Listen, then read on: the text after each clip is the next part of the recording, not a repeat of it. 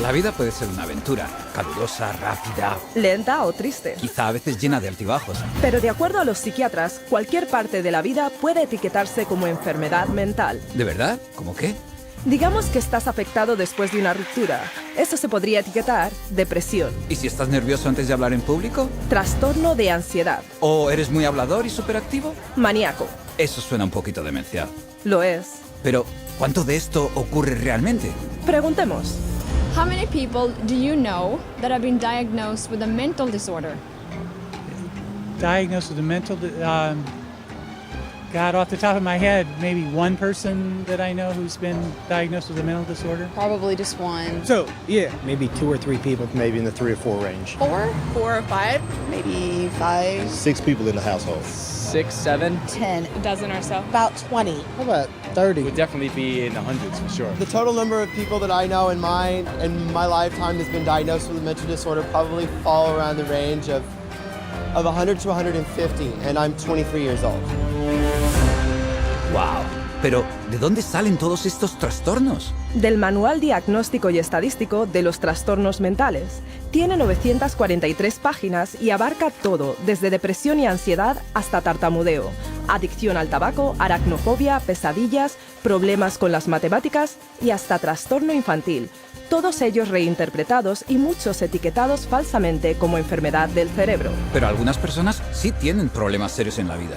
Por supuesto, pero los psiquiatras los reducen a algo mal con tu cerebro. A ver si lo entiendo. ¿Los psiquiatras tienen un libro con los problemas de la vida reinterpretados como trastornos mentales? Así es. ¡Wow! Entonces debe estar apoyado en una base muy científica. Eso es lo que creerías, pero no es así. Los psiquiatras en una de sus recientes convenciones lo admitieron. Escucha esto. DSM is made up by committees of men who have political opinion, and women too, who have biases and political opinions. And so there isn't nearly as much science in DSM as there ought to be. Like in the previous one, people had a meeting in the bathroom and they decided that something should be in there, and then they would go and propose it to the whole committee. You have this kind of lumping together of several observations, and when you get enough of them in one tent, you got a diagnosis. DSM system is not the real system of diagnosis. A lot of the disorders that are in there haven't necessarily been rigorously validated. It's just the best tool that we have available, but it is not perfect. It's so useless that if you give me a patient and the DSM, I'll make at least 20 diagnoses on the same patient. You have to take it with a grain of salt anyway. It's actually getting more and more complicated. We're left with diagnosing things on the basis of checklists and questionnaires, which leaves us sort of out of, as you said, the rest of medicine because we don't have a biological test. Increíble. La carencia de ciencia en el DSM es de hecho un secreto a voces. Esto es lo que algunos profesionales dicen sobre ello. The DSM is a sham. It's been described as a house of cards. Why? Because the diagnoses are theoretical. They're not based on scientific measurements. It's sort of a shaky level built on another shaky level, built on another shaky level. It is flimsy and that it is easily collapsible under the scrutiny of critical thinking. If you just pull one little fragment of the reasoning aside and question it thoroughly, you will find it doesn't stand up, and then that means that the whole organism collapses because you've got some wrong premises in there somewhere. In fact, they're all over the place. It is indeed a house of cards because it's predicated on not a solid structure. It is built to create an apparently legitimate edifice, which results in a diagnosis. But any serious inquiry will show it to be illegitimate.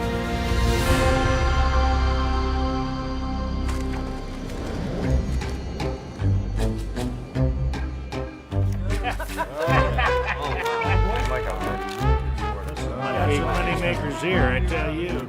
With schizophrenia. Entonces, si el DSM no se basa en la ciencia, ¿en qué se basa? Bueno, empezó con un simple deseo de que la psiquiatría y la psicología se aceptaran en la corriente dominante de la medicina. We psychologists have always desperately wanted to be accepted as a real science, as a true science.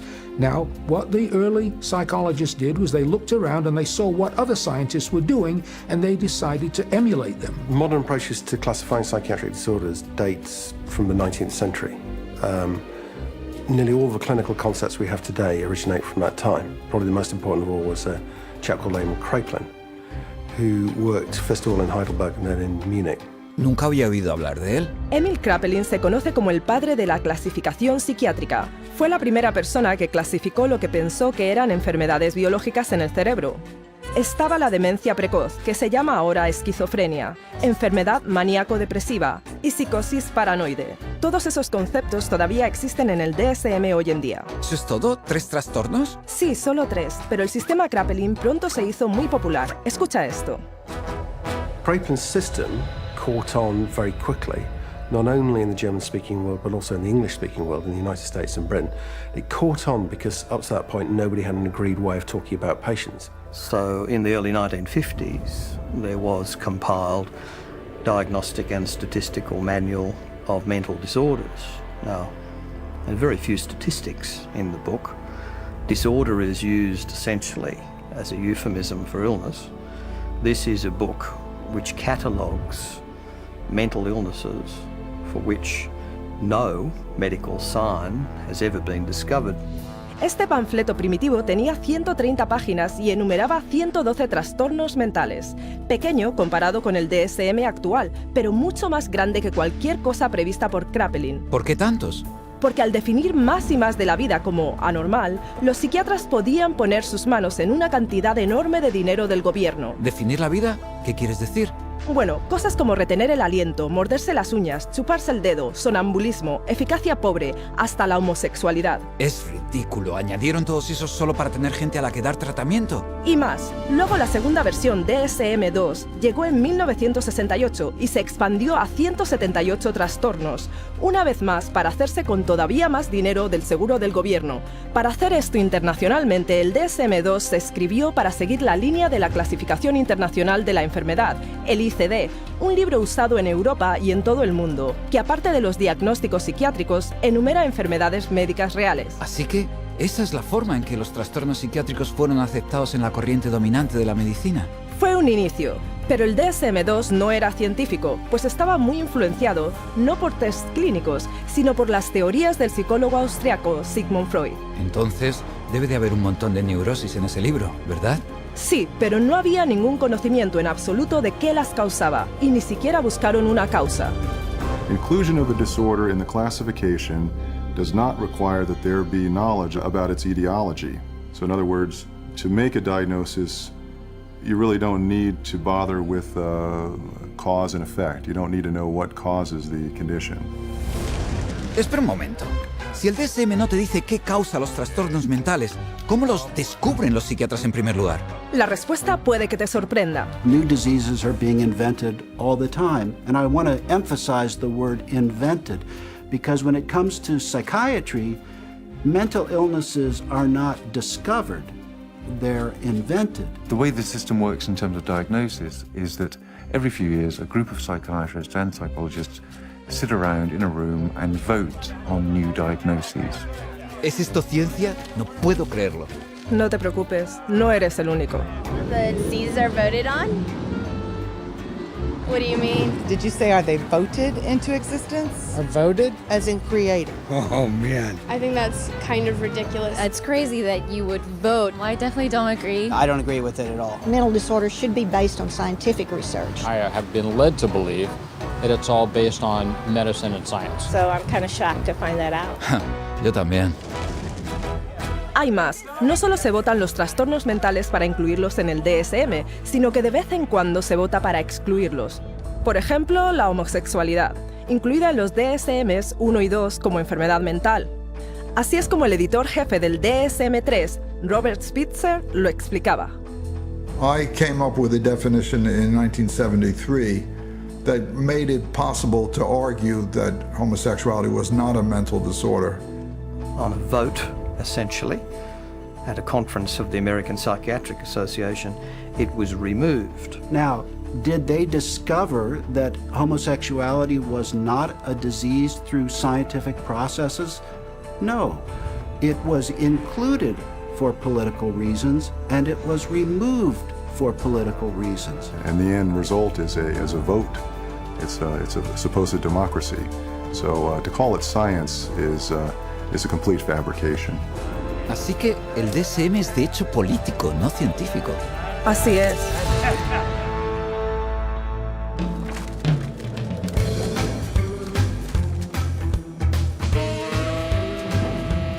Pensaba que los psiquiatras querían ser vistos como médicos. Así es. Por eso tuvieron que hacer que su manual tuviera un aspecto más científico. Que no lo era. Así que, ¿qué hicieron entonces? Bueno, decidieron que la siguiente edición del DSM iba a ser completamente diferente. Fue una decisión que cambiaría a la psiquiatría para siempre. If you roll the clock forward to the 1970s in the United States, basically at that time psychiatry was in very poor shape for a number of reasons. First of all, it was held in very low regard by other members of the medical profession. So psychiatry was the sort of thing you did if you couldn't succeed in any other area of medicine. And people such as Robert Spitzer in America made it very clear that the time had come essentially for psychiatrists, being doctors of medicine, to practice medicine. So if a psychiatrist was spending a lot of time dealing with people who were anxious, depressed, these dilemmas, these problems in living, now essentially had to be redefined. And they were redefined as medical conditions. And their solution to this was to come up with a manual which defined psychiatric disorders more carefully. So, hence, we have DSM-3, which is the third edition, which is published in 1980. Bajo Spitzer, los psiquiatras que editaban el DSM-3 descartaron la psicología freudiana y decretaron que desde entonces los diagnósticos psiquiátricos fueran puramente biológicos. Así que al final se hicieron científicos. No, en realidad para nada. De hecho, las disputas políticas sobre qué trastornos incluir y cuáles dejar fuera del DSM-3 fueron todavía más ridículas. Esto es lo que un psiquiatra tenía que decir sobre ello. They would squeeze into a room which was about half the size of this one. It was much too small. And Bob would raise a provocative question, and people would shout out their opinions from all sides of the room. And whoever shouted loudest tended to be heard. My own impression is it was more like a tobacco auction than a sort of conference. Y esto es lo que otro miembro del panel decisorio del DSM dijo. The low level of intellectual effort was shocking. Diagnoses were developed by majority vote on the level we would use to choose a restaurant. You feel like Italian, I feel like Chinese, so let's go to a cafeteria. Then it's typed into the computer. It may reflect on our naivete, but it was our belief that there would be an attempt to look at things scientifically. Parece como que tenían un manual de diagnóstico que parecía más científico, pero no tenía más ciencia en él que antes. Entre tanto, el número de trastornos mentales en el DSM-3 se elevó hasta 259. Pero para vender la idea de que la psiquiatría era una auténtica ciencia médica, tenían que darle un sesgo con una teoría impresionante, que sonara científica. But with DSM-3 from 1980 on, there was the progressive medicalisation of psychiatry. And the notion of chemical imbalance was invented and essentially took hold. ¡Wow! ¿Desequilibrio qué? La teoría de desequilibrio químico se sugirió en 1965 para explicar cómo la depresión podría estar causada por un desequilibrio de elementos químicos en el cerebro. Me gustaría oír eso.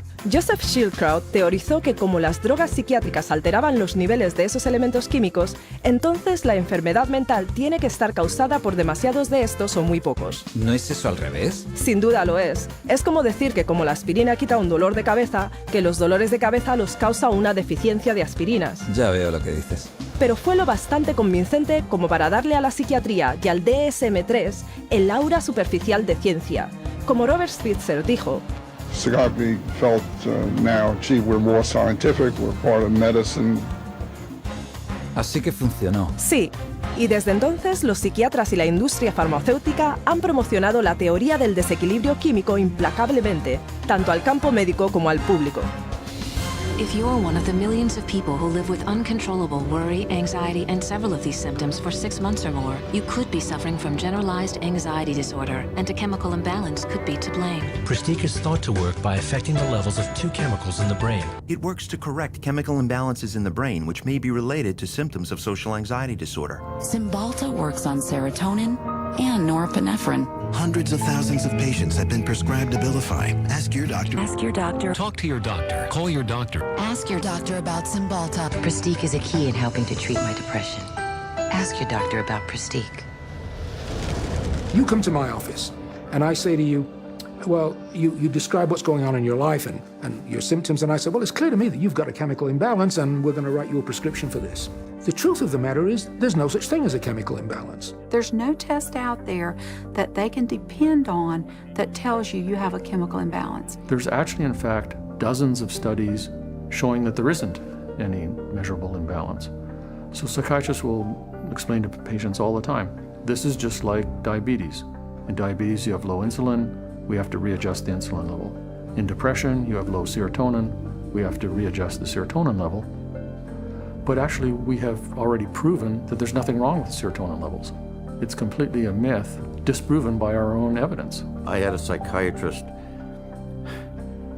He said that, in his professional opinion, this child had ADHD, a chemical imbalance of the brain. And when he was questioned on the witness stand as an expert witness for the state, he was asked if they had done an MRI. He said no. He was questioned if they had done a CAT scan. He said no.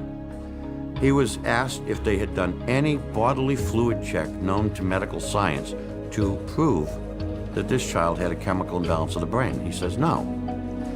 And when he was asked how he arrived at this ADHD diagnosis, a chemical imbalance of the brain, it came down to that he had counseled and observed this child for 2 hours, and half of the time was observing. How do you arrive at a diagnosis of a chemical imbalance of the brain by talking to a child and observing them for 2 hours? You don't, okay? It's pure guesswork. Vaya, de verdad. Míralo por ti mismo. Esto es lo que pasó cuando una persona con una cámara oculta fue a varios psiquiatras pidiéndoles que le hicieran test para enfermedades mentales. Of any scientific test? Not that I'm prepared to do this time. So you getting that I have adjustment, what is it? Adjustment disorder is mixed emotional thinking. It just means situational stress. Right, It's a formal diagnosis.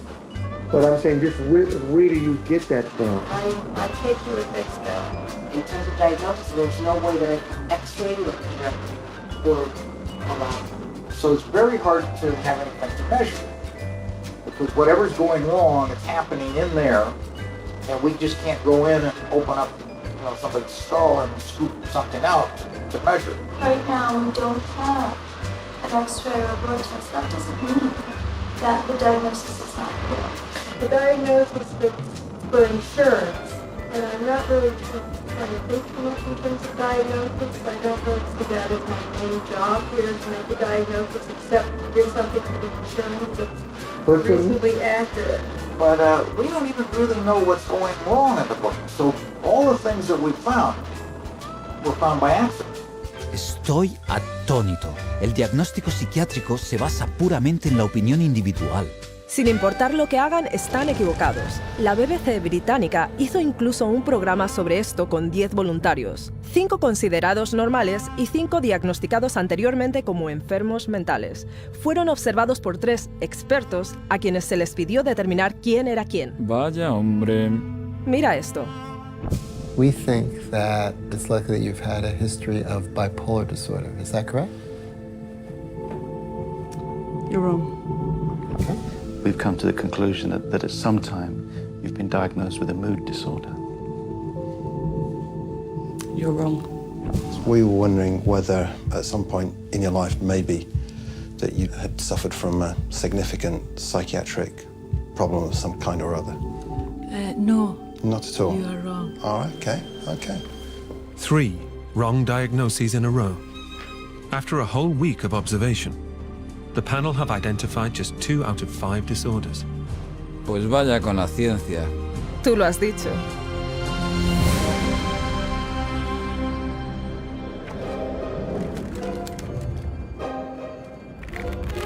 Okay, time in. And I got a pair of compulsive disorders here. Una pregunta. ¿Cómo pueden los psiquiatras decir de sí mismos que se basan en pruebas cuando no tienen ninguna? Va todavía más lejos. No solo no tienen análisis que demuestren el trastorno mental con el que te etiquetan, ni siquiera pueden definir qué es un trastorno mental. No. Lo afirman incluso en el DSM. Mira esto. Although this manual provides a classification of mental disorders, it must be admitted that no definition adequately specifies precise boundaries for the concept of mental disorder. There you go. Increíble. Pero los psiquiatras no habían terminado todavía. 14 años después del DSM-3 publicaron el DSM-4 y su editor en jefe ha sido más directo todavía sobre el término trastorno mental. There is no definition of a mental disorder. It's bullshit. I mean, you just can't define it. Así que, aunque admitieron que no podían definir lo que era un trastorno mental, un término que ellos usan en su propio manual, añadieron más trastornos. Un montón más, 115 para ser exactos, para un total final de 374. Eso es más de 3 veces la cifra de trastornos enumerada en el DSM-1. Y eso solo en 40 años, y este libro pesa más de 2 kilos. Es más grande que el listín de teléfonos. Es el catálogo del comprador de enfermedades mentales, y con él 120 millones de personas en todo el mundo han sido diagnosticadas con enfermedades mentales. ¡Wow! Pero, ¿qué pasa con la clasificación internacional de enfermedades? ¿Ha habido un aumento en los trastornos mentales ahí también? Definitivamente, la sección de trastornos de conducta del ICD es prácticamente paralela al DSM. Lo que sea que pase en el DSM se refleja ahí también. Vale, bueno. Hasta ahora he visto que no hay tests para identificar o confirmar un diagnóstico mental. No hay pruebas de la teoría del desequilibrio químico y ni siquiera saben lo que es un trastorno mental. Y lo admiten, por lo menos entre sí. Este es un psiquiatra prominente hablando en una convención reciente de la APA. You're sitting in your office, you see a depressed patient, you have no idea what's the matter with them. And I know all of you think you know the answer, but in terms of evidence, I don't know the answer and I don't think any of us really know. Eso es increíble. Y sin embargo te darán un diagnóstico muy rápido de todas formas. Este es otro psiquiatra influyente en el mismo congreso. Jim Burley at the Maudsley Hospital did a study once on how long it took people to make up their mind about the diagnosis after they entered a room, and it was about, how many, David? It was 2 seconds? It was a couple of minutes. It was very... ¿Un par de minutos? Sí. Por supuesto, incluso el entonces presidente electo de la Asociación Psiquiátrica Americana consta que dijo que el DSM es prácticamente una farsa. Well, what does D stand for? I used to think it is diagnostic, but over the last few years realized it is more like a dartboard. ¿Diana de dardos? ¿Le dicen los psiquiatras a sus pacientes alguna de estas cosas? No, de hecho, los psiquiatras actúan como que saben de lo que están hablando, mientras mantienen al público a oscuras. I was sent to a psychiatrist who saw me again for maybe about 15 minutes, talked to me how I was doing at 7 years old, and I left with a prescription for Ritalin. Probably within the first 15 minutes, he diagnosed me with having an anxiety disorder and put me on prescription medication. The amount of time it took for the diagnosis was, I'd say, probably within 10 minutes I was diagnosed with anxiety, with depression, within 10 minutes of speaking to the psychiatrist, and I was put on those drugs immediately. I received numerous different diagnoses from different doctors, and each one gave me a different drug. I didn't have to undergo any tests. I didn't even have to sit there and I didn't have to ask any questions. It was just, that's what you've got, and this is the drug. They really didn't talk to me. They were always talking and questioning my mother. It was all about getting the information from her and not from me. It doesn't make sense to me. I researched it, I've done my research, and I still can't fully understand how you can diagnose somebody with a short attention span. There was never an explanation. Nobody really knew what it was or why it was caused or how did you get it, why did anybody have it, and what could anybody do about it. Just here, have some medicine and go away. And I was put on, a horse's dose of an antidepressant called Effexor, 450 milligrams a day. They say if you're on 300, you're comatose. It wasn't always Ritalin. It went from Ritalin to like Wellbutrin to Concerta to Adderall. I remember asking these doctors, is there any other way we can do this? Is there any other therapy? Is there something we can do that won't make me feel so badly, that won't give me all these side effects and just horrible sensations through my body 24 hours a day? Is there something else I can do that might be not having to do with medications? Doctor said, no. See, what you have is very complex. You have a chemical imbalance in your brain that the only thing that can correct it is medication. Wow, montones de diagnósticos, pero todo lo que parece recibir son medicinas. Así es. Hoy un diagnóstico psiquiátrico significa realmente una droga psiquiátrica. The whole question then becomes, okay, if we apply these labels, what next? And the what next tends to be, you get a prescription.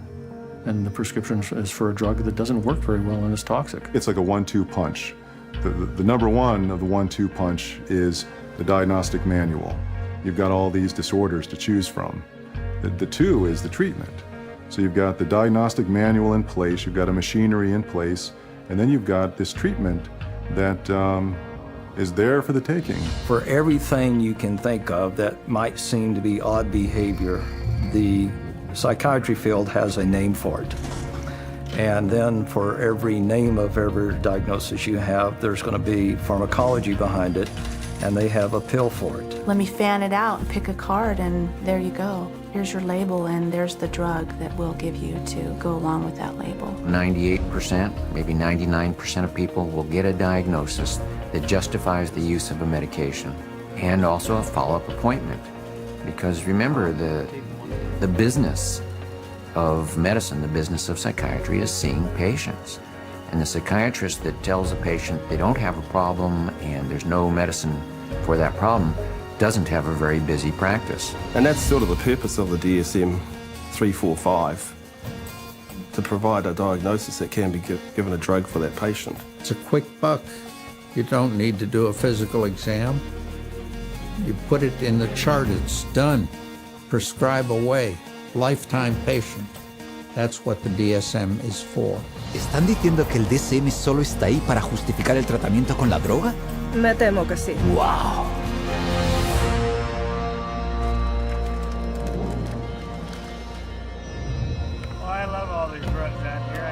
Así que si el tratamiento primario de la psiquiatría es drogar, se tiene que estar haciendo un montón de recetas ahí fuera.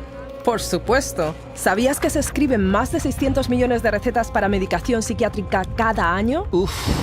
¿Pero qué pasa con los pacientes que no quieren drogas? De hecho, el DSM tiene una categoría para eso también. It says V15.81, non-compliance with treatment. Now this category can be used when the focus of clinical attention is non-compliance with an important aspect of treatment for a mental disorder or a general medical condition. If you refuse treatment, then you probably are mentally ill, ipso facto, by that fact alone. Así que, si no haces lo que te dice un psiquiatra, ¿eso es un trastorno mental? Así es. Eso desde luego da miedo.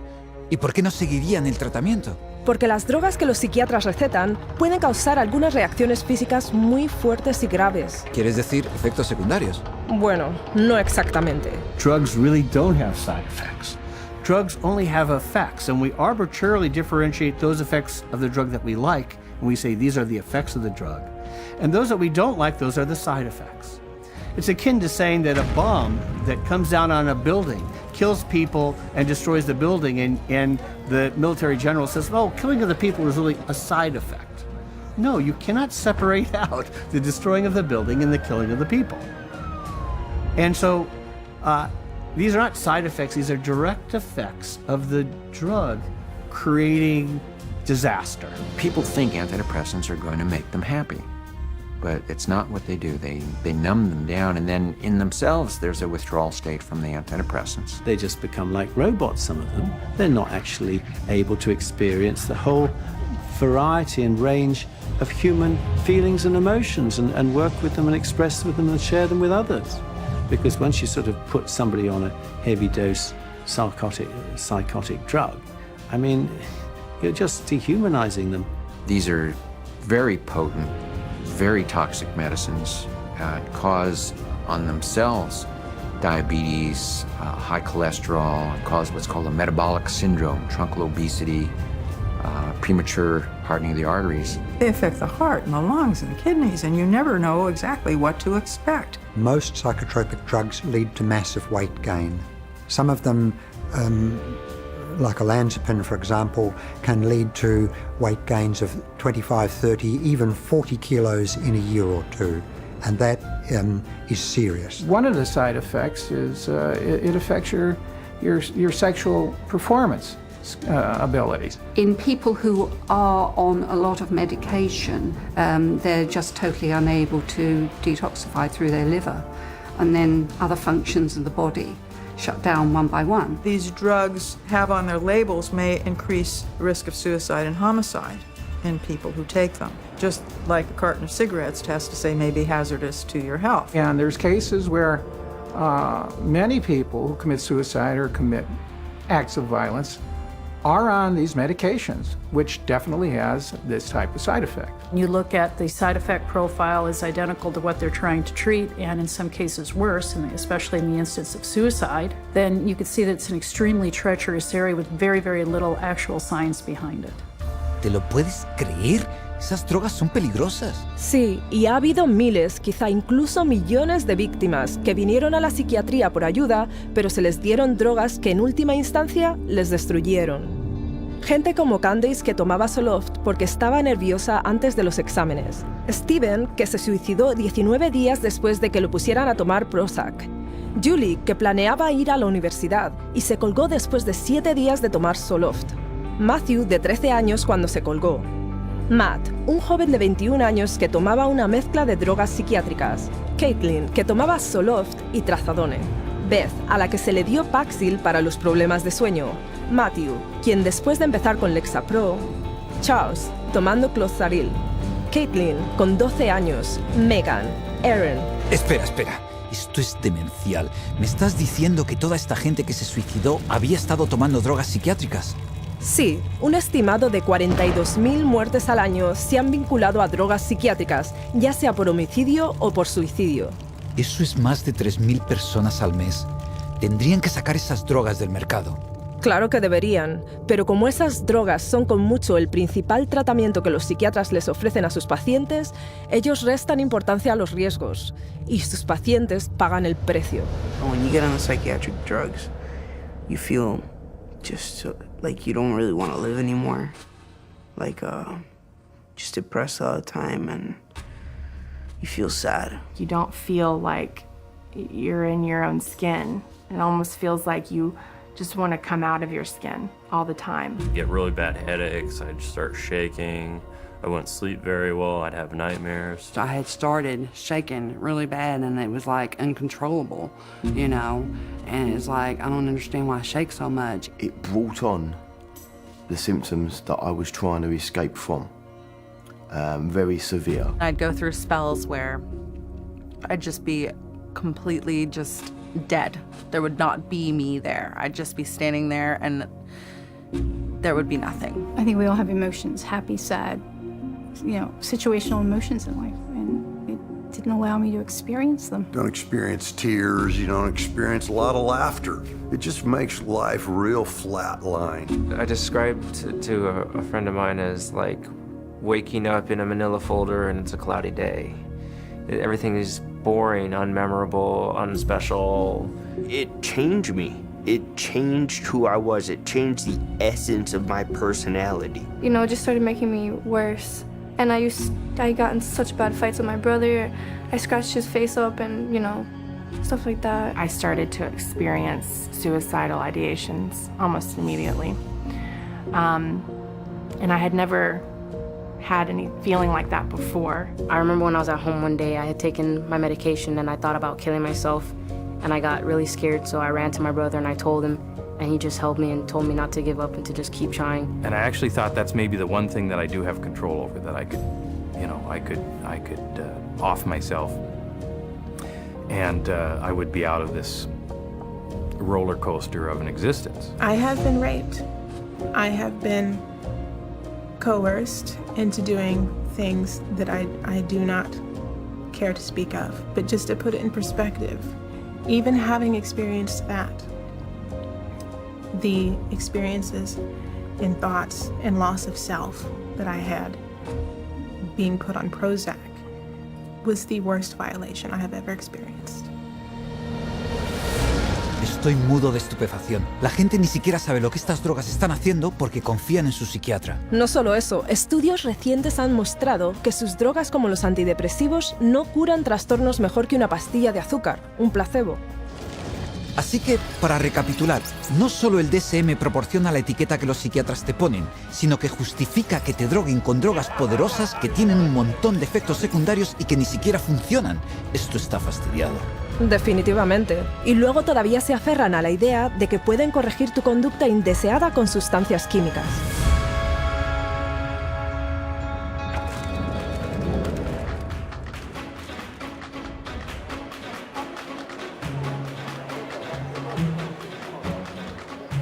Naturalmente, la psiquiatría tiene un atractivo para la industria farmacéutica, pues ahora pueden comercializar y vender drogas para cada trastorno nombrado en el DSM. Conozco esas campañas de marketing, están en todas partes. Sí, pero si te das cuenta, también le hacen marketing al trastorno.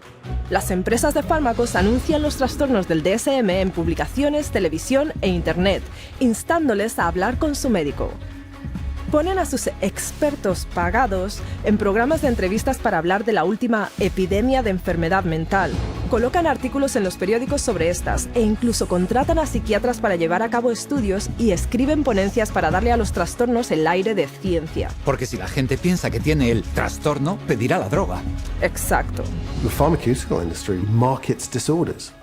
Because if you can market a disorder, then you've got something to sell your product to treat. So people suddenly come to think of things they previously didn't regard as a disease state as a disease, go to the doctor, see the psychiatrist then prescribes the drug that the drug companies have received FDA approval for, and everyone is happy except for the patient. They're all working together, the psychiatrists, the pharmaceuticals, and one feeds the other. So again, job security for the pharmaceuticals and also job security for the psychiatrists. Y no son solo las empresas de fármacos las que fomentan estas enfermedades. Un psiquiatra, Joseph Biederman, creó y popularizó un trastorno llamado bipolar pediátrico. De hecho, dijo que podía empezar desde el momento en que el niño abre los ojos. Bipolar, como en los cambios de estado de ánimo, para los niños. Por desgracia, sí. En solo 9 años, el Dr. Biederman alimentó un auge que multiplicó por 40 la cifra de niños etiquetados como bipolares, a la mayoría de los cuales se les recetó poderosas drogas antipsicóticas ideadas solo para los enfermos mentales más serios. No tenía ni idea. El psiquiatra que editaba el DSM-4 admitió la influencia del DSM en la moda del bipolar infantil. Well, we learned some very, very painful lessons in doing DSM-4, but inadvertently, I think we helped to trigger 3 false epidemics. One for the childhood diagnosis of bipolar disorder. Demasiado tarde ahora, ¿no? Para muchos niños, sí. Y como los psiquiatras afirman que trastornos mentales como el bipolar no se pueden curar, los psiquiatras y las empresas de fármacos han creado clientes de por vida. Así que es una asociación natural.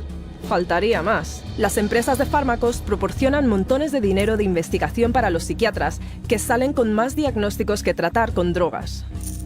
Drug companies have become increasingly dependent on mental illness diagnoses in order to maintain their profit margins. And psychiatrists and increasingly clinical psychologists are more than happy to manufacture mental illness in order to make that happen. Hence, the increase in size of the Diagnostic and Statistical Manual of Mental Disorders. The strategy is how many people we can diagnose with a particular label that would be broad enough to include a ton of people in it. And the mentality behind that is the sale of the pharmaceutical drug, which eventually becomes the treatment. These drug companies are making a lot of money, and they're spilling that money and sending that money to people that will help support their cause. So it's not a surprise at all that they have infiltrated so many of the committees within the DSM and so much of our own medical education. Espera un momento, ¿las empresas de fármacos se han infiltrado en los comités de psiquiatras que deciden qué trastorno poner en el siguiente DSM? En el DSM-4, el 56% de los miembros del comité tenían vínculos financieros con las empresas farmacéuticas, la misma industria que iba a beneficiarse de las 115 enfermedades mentales diagnosticables que se aceptaron por votación. Así que, claro, vemos más diagnósticos que se tratarán con drogas. Y muchos más síntomas enumerados para cada trastorno. The whole world is being made crazy, really. We have these proliferation of categories which have become more and more encompassing, encroaching in ordinary everyday life. There isn't a human being on the planet who doesn't have at some point, if not several points, in a day or a week, distress. It's part of being human. But to say that because you have this distress, that you now are diseased. If you take a god man in India who wanders around with a shawl and meditates for 17 hours a day, drinks rainwater and engages in some kind of spiritual or religious discipline or practice where he might roll on the ground for 100 miles to a holy place, people there don't persecute those individuals. They accept them as people engaged in religious practices. But here, if you took those same individuals in India and you had them walk across a campus in America, they would immediately be arrested and put into a psychiatric facility because they're manifesting psychosis. This varies by culture. What do we want to straitjacket everybody? Is everyone going to be the same? What about people that do have a little bit odd behavior? Is a little odd behavior bad or dangerous? It's just different. You want this thing to cover, all manner of aberrant human behavior. So if you can cover every bit of it, then you're going to have the best chance possible to a billable unit of service. Y por cierto, en caso de que no puedas ser incluido en cualquiera de sus categorías, hay una más que se te puede asignar. Naturalmente. This is number 301.9. 312.9. 292.9. Bipolar disorder, not otherwise specified. Gender identity disorder, not otherwise specified. Disorder of infancy, childhood, or adolescence, not otherwise specified. Not otherwise specified. What the hell does that say?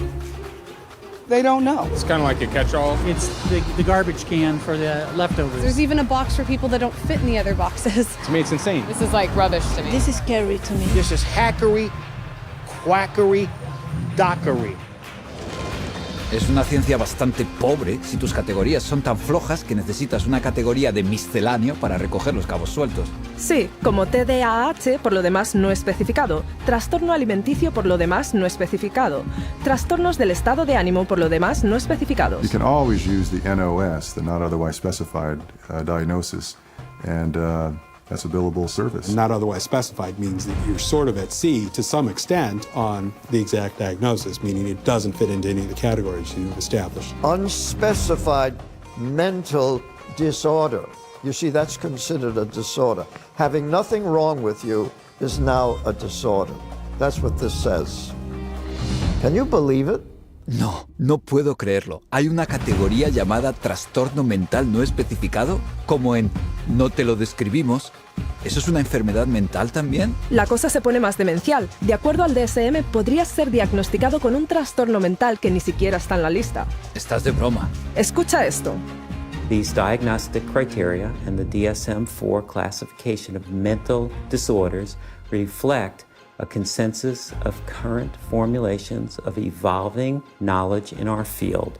They do not encompass, however, all the conditions for which people may be treated or that may be appropriate topics for research efforts. It's even in the language of the introduction, it's basically saying we're trying to have a diagnosis to cover all the bases of anything that somebody could come in complaining about, which is, again, entirely backwards from how medical diagnoses are come to. Este DSM no está ni siquiera cerca de la medicina, ¿verdad? Para nada. Es puro marketing.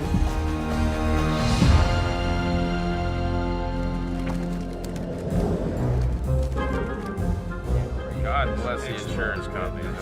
And you get these multiple personalities you can call insurance companies. Insurance billing, that's the big money right there. Hay algo que todavía me fastidia. Si el tratamiento psiquiátrico es tan largo, tan caro e ineficaz. Ya lo sé. ¿Quién estaría dispuesto a gastar esas cifras exorbitantes de dinero para tratamiento psiquiátrico que se alarga durante años y a menudo toda una vida mientras proporciona resultados pésimos? Exactamente. ¿Quién paga por todo esto? Principalmente el gobierno y las aseguradoras privadas de salud. Claro, las aseguradoras. De hecho, el grupo de presión psicofarmacéutico ha sido muy eficaz para que se pasaran leyes que obligan a las empresas aseguradoras a proporcionar seguro de salud mental igual al seguro médico regular. A eso se le llama paridad de salud mental, ¿verdad? Así es, pero económicamente esto ha sido una catástrofe. So there's nobody who walks into a psychiatrist's office that isn't going to go out with a label. He's got 374 choices or so based on the Diagnostic and Statistical Manual list of symptoms. So he's got to fit you into one of those categories in order to get paid. The DSM really should be called, how to bill the insurance companies, how to get money from the insurance companies. It's a list of codes, and there's a number for everything, and that number goes on an insurance form, and then you get payment for it. The DSM is completely built into the system now because you can't get reimbursed by an insurance company unless there's a DSM diagnosis. You know, a kid wets the bed, you can bill on that. They're going to have one called a skin picking disorder. You pick your skin, you can diagnose and bill on that. You know, you can always find a diagnosis and you'll always be able to bill. A psychiatrist or a psychologist can go through their book now and find a diagnosis code for just about anything. Everybody would fall into something that they could put a diagnosis on and fraud insurance companies. Vaya chanchullo. Así es, cada año la industria psiquiátrica usa el DSM para amasar $100.000 millones del gobierno de Estados Unidos y de aseguradoras privadas. Y eso es solo un país. Estoy empezando a darme cuenta de lo mucho que el DSM ha elevado los costes generales del tratamiento médico. Lo sé. El promedio de la facturación de seguros de los psiquiatras es el doble de la del tratamiento médico general. Y eso eleva lo que yo tengo que pagar para el seguro. Así es, y eso desperdicia impuestos también. El programa de seguros de salud mental del estado de Texas estaba casi en la bancarrota debido a una clase de droga psiquiátrica muy cara que se recetaba normalmente para el trastorno bipolar. Vaya, eso es un montón de drogas. Sin duda lo es. Y encima de eso, como los diagnósticos del DSM son tan arbitrarios, otro problema enorme y costoso es el fraude de seguros. Se ha pillado a los hospitales psiquiátricos privados haciéndose pasar por clínicas para dejar de fumar o para perder peso, para conseguir gente que sea admitida. Pagando a los reclutadores $3.000 por cabeza para conducir a los pacientes del seguro a través de sus puertas. Y a retener a los pacientes dentro tanto tiempo como sea posible hasta que se les acaba el seguro. ¿Y todo esto es por el dinero del seguro? Así es. Y una vez que los pacientes están inscritos, se puede sacar cualquier diagnóstico del DSM para justificar el tratamiento. Mira el metraje de esta cámara oculta de alguien que se hizo pasar como trabajador de un hospital psiquiátrico. What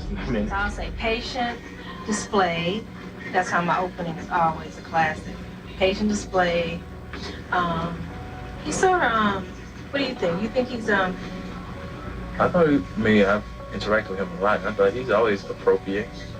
He's always. But under behavior, what's some good words in here? He's not negative. He's sort of intrusive a little bit. He's not really. He doesn't push limits anymore. He's really acting intrusive. He acts sort of anxious. Focus on the negative. And why should we focus on the negative? Because that's how they get paid. I mean, this is what they told me. I mean, you write what you want to write. I know I got to write for you. So I know what I have to write. You know what I mean? So that's why why do you have to write it? So this place can get paid. It's a business thing. It's not like I'm lying, but I always pull the negative out. You're supposed to. They tell you to. What? The negative? Pull the negative out. You pull it out of them. Eso no puede ser ético. No lo es. Y eso es solo el inicio del fraude. A los que proporcionan servicios psiquiátricos se les ha pillado facturando a las aseguradoras por tenerles escuchando música, viendo la tele o jugando al bingo, cobrando por llamadas para despertar, entradas de cine o viajes al extranjero. O por afirmar que trataban a la gente que estaba en la cárcel en coma o incluso muerta. No. Algunos psiquiatras han facturado incluso por tener sexo con sus pacientes y llamarlo terapia. Eso es repugnante. Como un director de fraude de seguros dijo, el alcance del fraude solo está limitado por la imaginación. No tenía ni idea. No hay muchos que la tengan. Las estafas en la salud mental timan a las aseguradoras y a los contribuyentes 5.000 millones de dólares cada año solo en Estados Unidos. Deberían arrestar a esos criminales, encerrarlos y tirar la llave.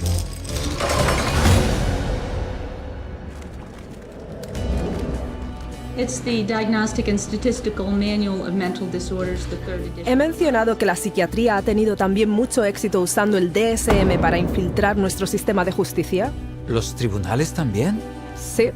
The clinical diagnosis of a DSM-4 mental disorder is not sufficient to establish the existence for legal purposes of a mental disorder.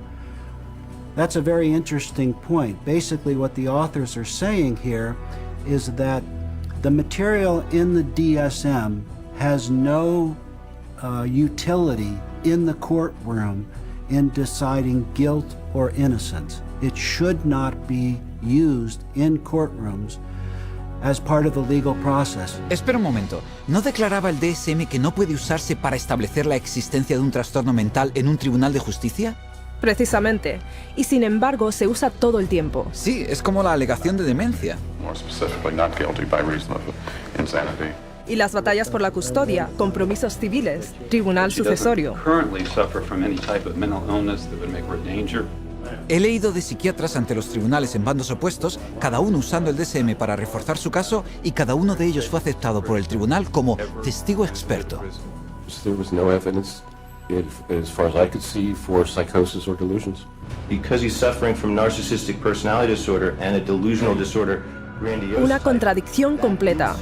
No siempre ha sido así. In the beginning of the 20th century, a psychiatrist in a courtroom would be laughed out of the courtroom by and large.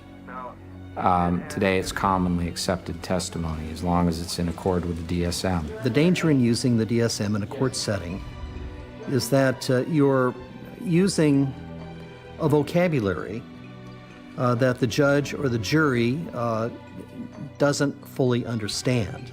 They are, by concocting these psychobabble words, it makes it seem like there's something there that may not be there.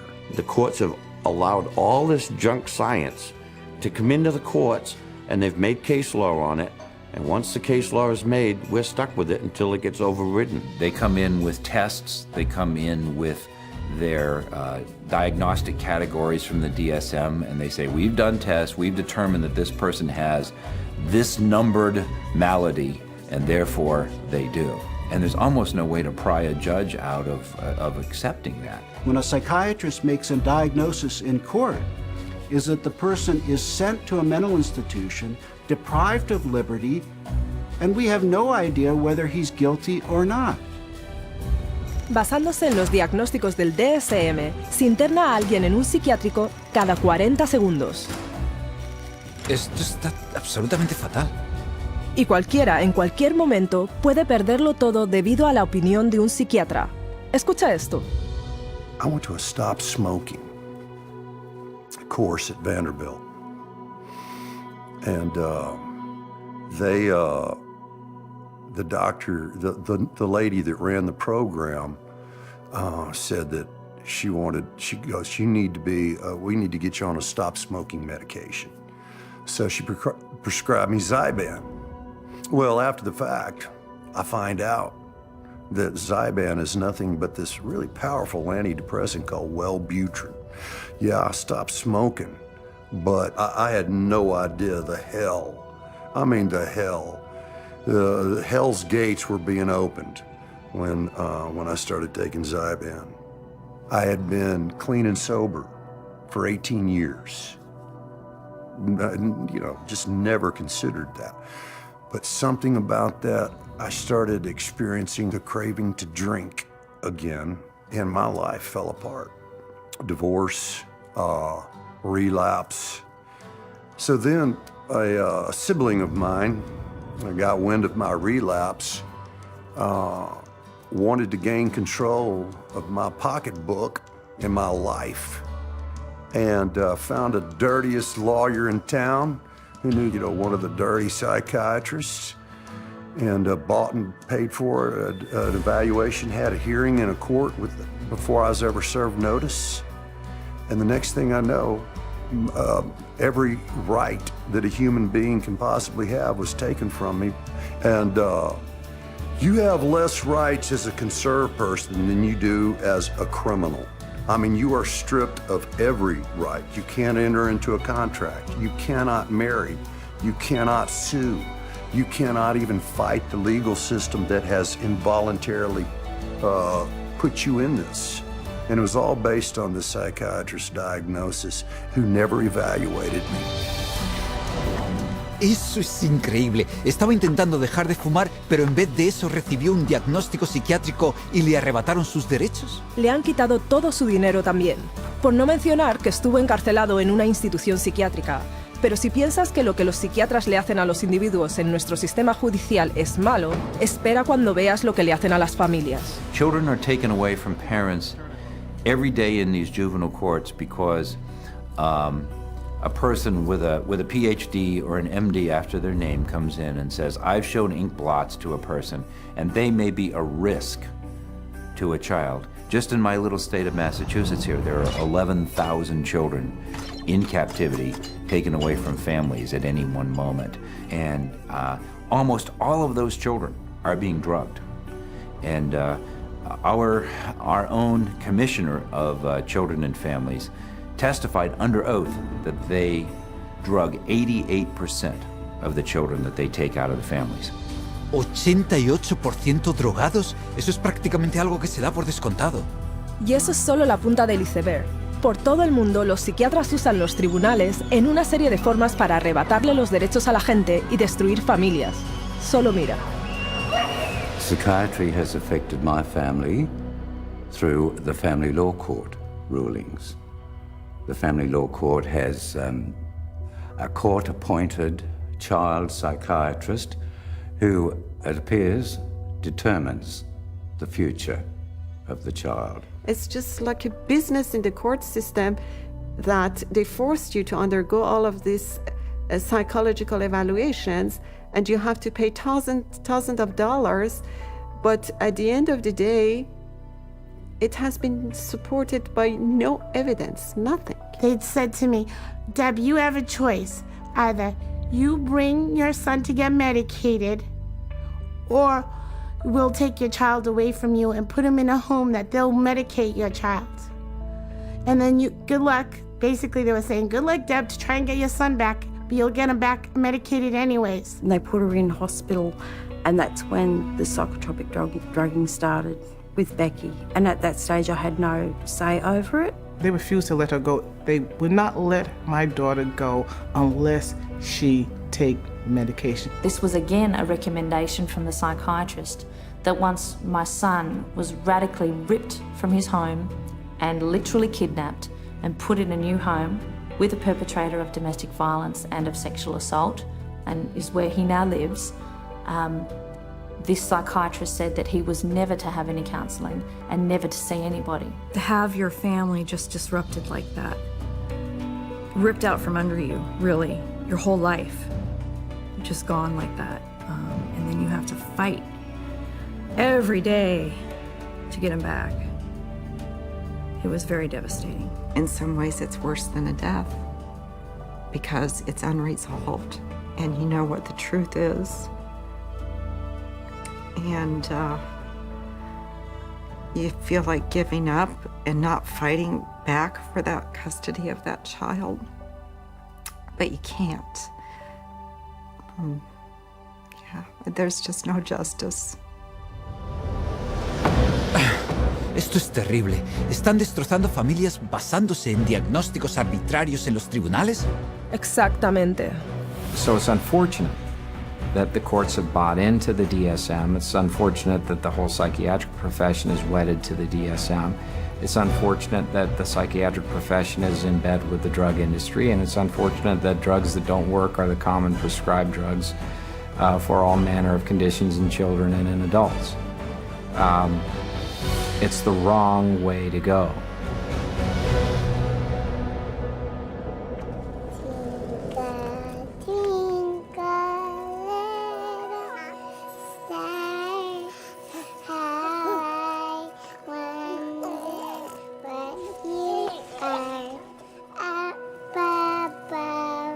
Oh, no. No a ellos también. Por desgracia, sí. Los niños son ahora un objetivo de mercado enorme para la psiquiatría. El número de trastornos de la infancia incluidos en el DSM ha ascendido como un cohete desde 3 trastornos en 1952 hasta 44 hoy en día. Eso es 15 veces más. Y aún así, el DSM básicamente admite que no debería diagnosticar a los niños. In early childhood, it may be difficult to distinguish symptoms of attention deficit hyperactivity disorder from age-appropriate behaviors in active children, such as running around or being noisy. We basically don't know the diagnosis from normal childhood. That's what that's saying. Trastorno del déficit de atención e hiperactividad. Así es como los psiquiatras llaman a los niños que no se sientan quietos en clase, se agitan, corren o trepan mucho. Básicamente conducta infantil, ¿verdad? Así es, y 20 millones de niños en todo el mundo han sido etiquetados con algún trastorno mental. Así que, en vez de dejar que los niños sean niños, los psiquiatras les dicen ahora a los padres que sus hijos están enfermos mentalmente y que necesitan drogas psiquiátricas. It used to be that you were on the playground, you'd had the weird kid, you had the shy kid, you had the goof off, you had the hyper kid. You can't have that anymore. Now it's all medical diagnoses. For them to come up with new diseases and new issues and diagnosis in their book, it doesn't correct bad behavior, okay? They can give children all the pills they want. It still doesn't correct bad behavior. The thinking still is, you must fit into this mold. And if you don't fit into this mold, there's something wrong with you. And if you're not the person who designs the mold, too bad for you. A child is labeled and then they're brought to professionals who are trained a very particular way. They're all being trained that if the child fits into this category, then we should consider putting them on Ritalin because that's what they do. That is the protocol. The way the Ritalin will be marketed to the parents is that they will say, this is a drug to calm your child down. What they won't say is that methylphenidate is a form of speed. It's a form of amphetamine, and what we're actually doing is overdosing your child on speed. It's a stimulant, so naturally it's going to increase heart rate, increase blood pressure, and you put a kid out on a football field on a hot summer day, and his risk of having a cardiac event of some sort has just gone up. ¿Sabes? He oído que los estimulantes que se les dan a los niños con problemas de atención son químicamente muy similares a la cocaína. Sí, y tienen un potencial tan elevado de que abusen de ellos que están incluidos por el gobierno de Estados Unidos en la misma categoría que la morfina, el opio y la metanfetamina. Así que, ¿a quién van a drogar los psiquiatras a continuación? ¿A los bebés? Exactamente. Usan lo que llaman clasificación de diagnóstico de 0 a 3 o DC-03.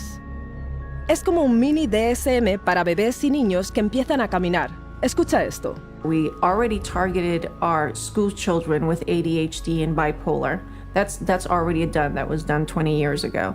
And we're moving younger with DC-03 to the 0 to 3 age group where they're trying to make popular the idea that it's okay to medicate 0 to 3-year-olds. The idea of a program to determine whether a child from birth to the age of 3 has a mental illness is so preposterous, so absolutely insane, that it's simply an additional part of the insanity that is now extant throughout this country. I cannot think of a program that is more insane than that. How are they going to diagnose a 1-year-old or an infant with a psychological disorder? How do they know? You almost have to ask ourselves, if our societies become sick, what are we doing to our fetuses, our infants, our children, that would make us need to have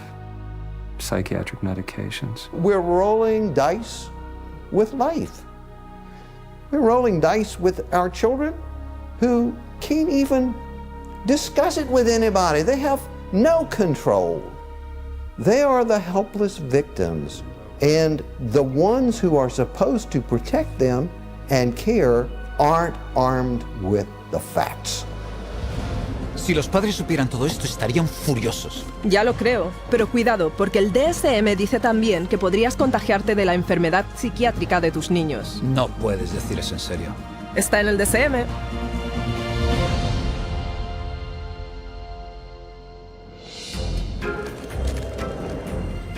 We're going to talk about some of the proposed changes that are suggested for DSM-5. He oído que el DSM-5 es incluso más demencial que el DSM-4. Así es. You've got 374 named diagnoses in DSM. Well, guess what? There's going to be more in DSM-5.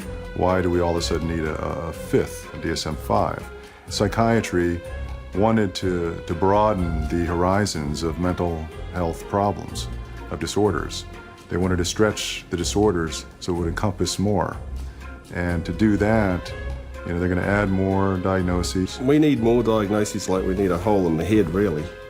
They're not serving a purpose for mankind, all these diagnoses. They're almost laughable, some of the diagnoses. ¿Irrisorios? ¿De verdad? Bueno, están hablando del trastorno de acumulación si no te deshaces de suficientes cosas. Persistent difficulty discarding or parting with personal possessions. Trastorno alimentario compulsivo si comes demasiado a menudo. Recurrent episodes of binge eating. Oh, y está el trastorno de rascado cutáneo.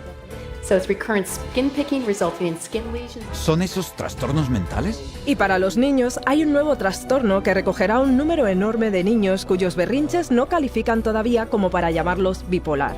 They've created temper dysregulation disorder to seem a little bit more mild of the condition and include a lot of the younger population in terms of that diagnosis. And what it essentially does, it just broadens bipolar disorder into a whole other new category. And where they don't fit into bipolar, now they can fit into this other diagnosing criteria. Así que la red se está haciendo cada vez más amplia. Más de lo que crees, están considerando incluso añadir una etiqueta por emplear demasiado tiempo en el ordenador. Internet addiction diagnosis. It's another example of, just taking something going on in the popular culture that's, pretty widespread, and then finding a way to pathologize it. I know people personally that spend 12, 13, 14 hours a day on the internet or social networking groups like Facebook. So there is something going on there. But is it a condition that we need to then label and drug? Absolutely not. Eso es irrisorio. Sí, hasta que consideras que en China el gobierno ya ha establecido clínicas psiquiátricas que tratan a los adolescentes por, entre comillas, uso problemático del ordenador, a veces usando el choque eléctrico para curarles. ¡No! Y si crees que eso es malo, hay una inclusión más en el siguiente DSM que es verdaderamente espeluznante. ¿Se pone peor? Este toma el diagnóstico de la enfermedad mental un paso más allá, síndrome de riesgo de psicosis, conocido más recientemente por el enrevesado título de síndrome de síntomas psicóticos atenuados. Eso es un trabalenguas. Pero, ¿qué significa eso?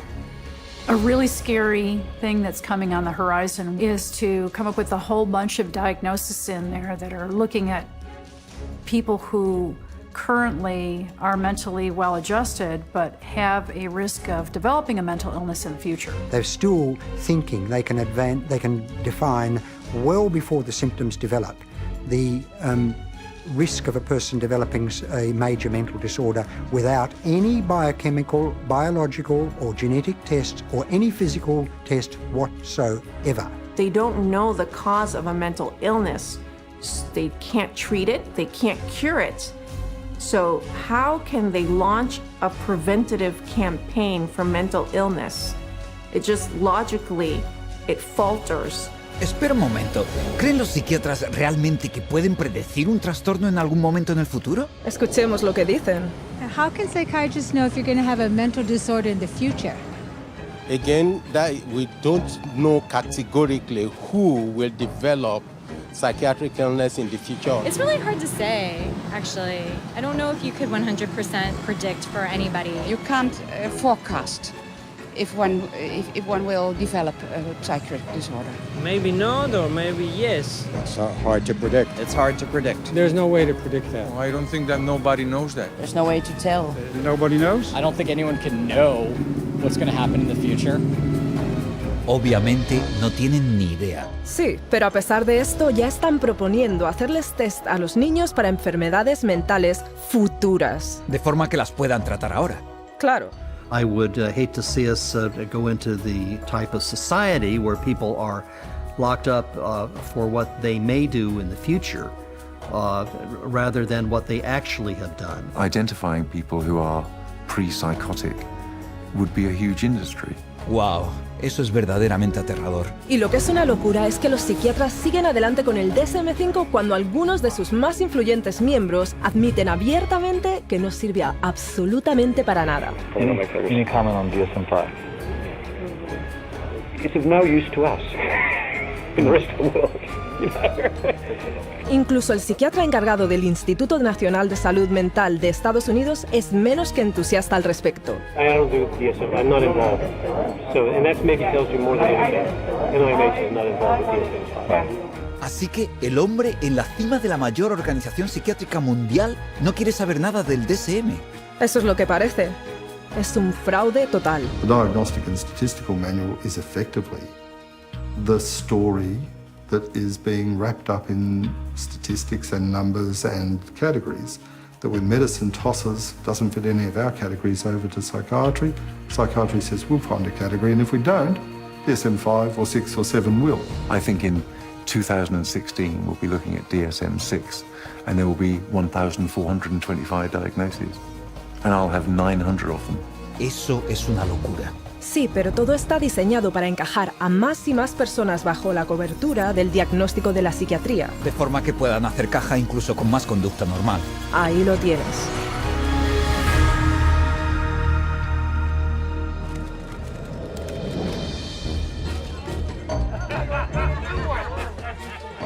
Entonces, si el DSM es tan completamente inútil, ¿por qué los psiquiatras...? Oh, ya entiendo. Se trata solo de dinero, ¿no? Con la psiquiatría se trata siempre de dinero.